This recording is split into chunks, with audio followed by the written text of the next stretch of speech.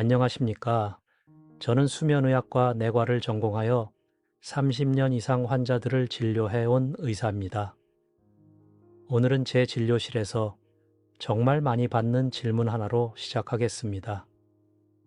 선생님, 저는 8시간을 자는데도 왜 아침에 일어나기가 이렇게 힘들까요? 이 질문을 하시는 분들의 공통점이 있습니다. 잠이 부족한 것이 아닙니다.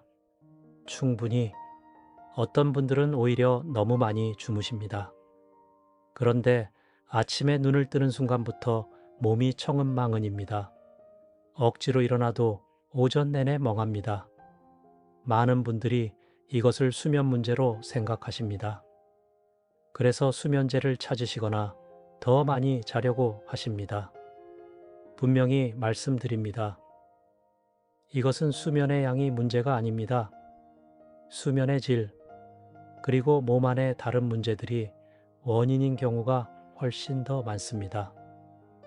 오늘 이 영상을 끝까지 보시면 지금까지 왜 해결이 안 됐는지 정확히 이해하시게 될 것입니다.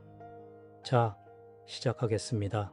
먼저 수면의 양과 질의 차이를 정확히 이해하셔야 합니다.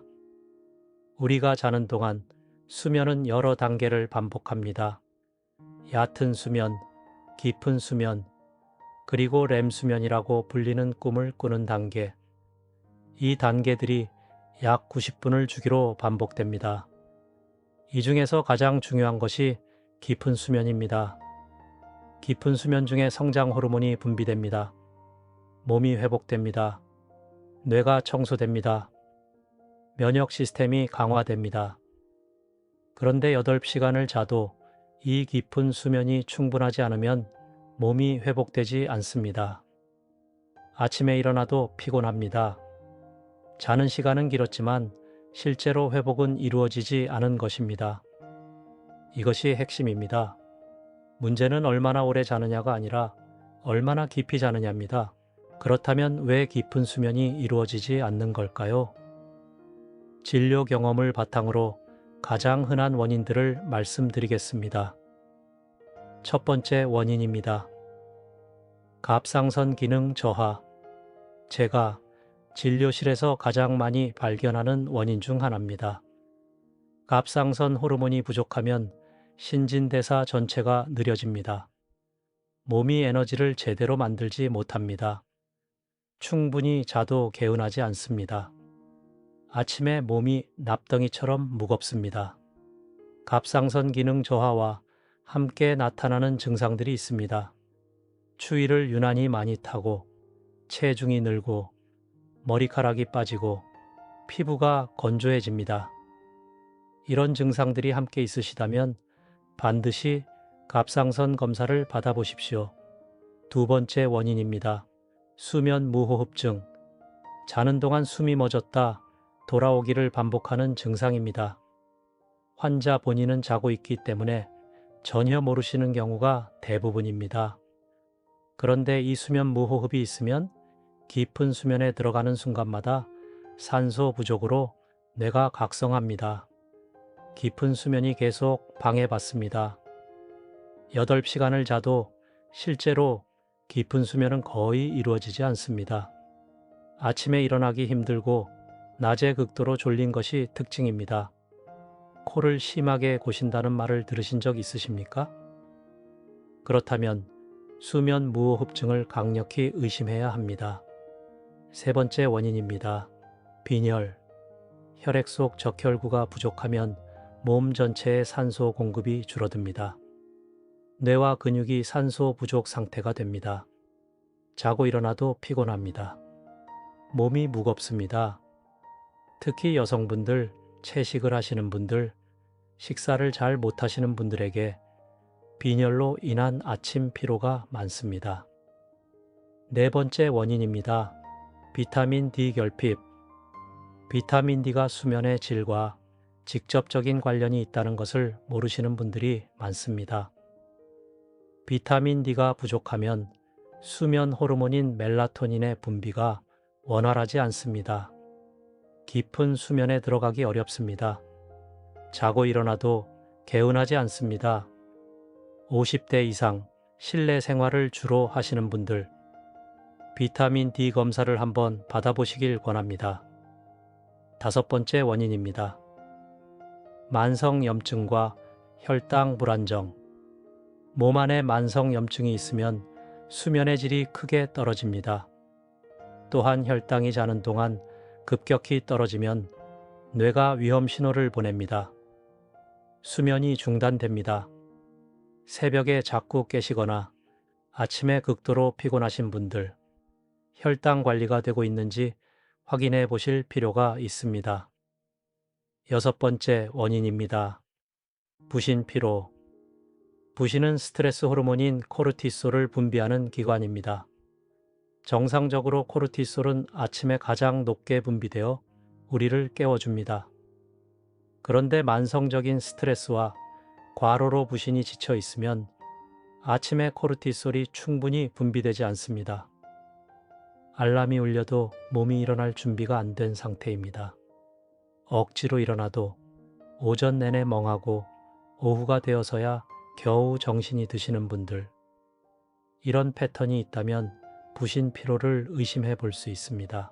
원인을 아셨으니 이제 해결 방법을 말씀드리겠습니다. 오늘부터 바로 실천하실 수 있는 방법들입니다. 첫째, 기상 시간을 일정하게 유지하십시오. 주말이라도 평일과 같은 시간에 일어나십시오. 수면 리듬이 안정되면 깊은 수면이 저절로 늘어납니다. 가장 간단하면서 가장 효과적인 방법입니다.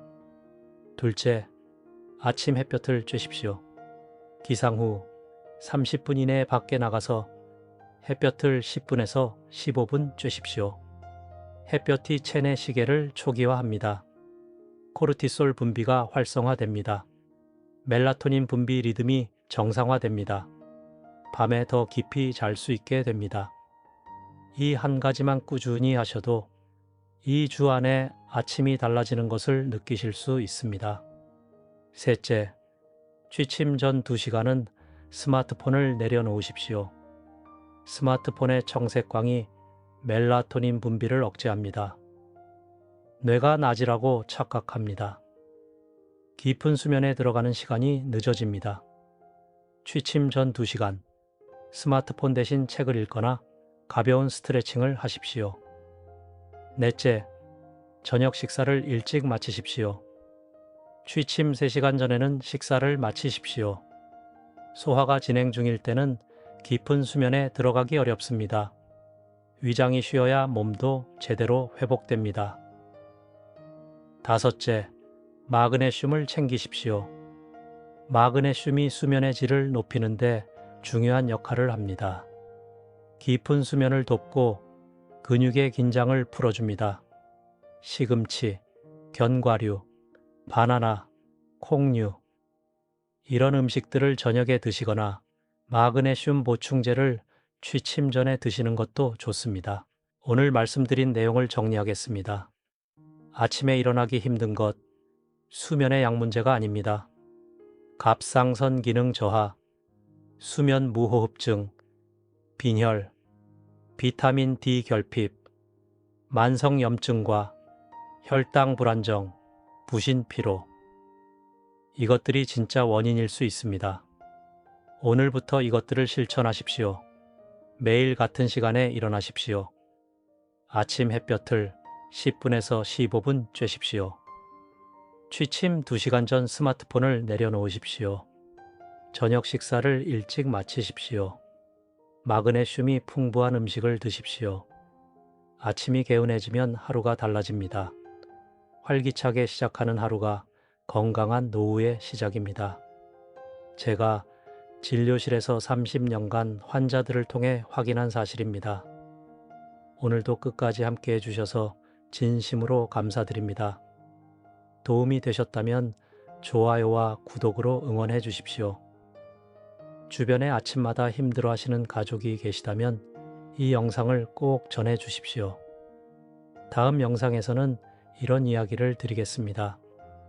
많이 먹지도 않는데 살이 찌는 분들, 운동을 해도 살이 빠지지 않는 분들, 그 진짜 이유가 따로 있습니다.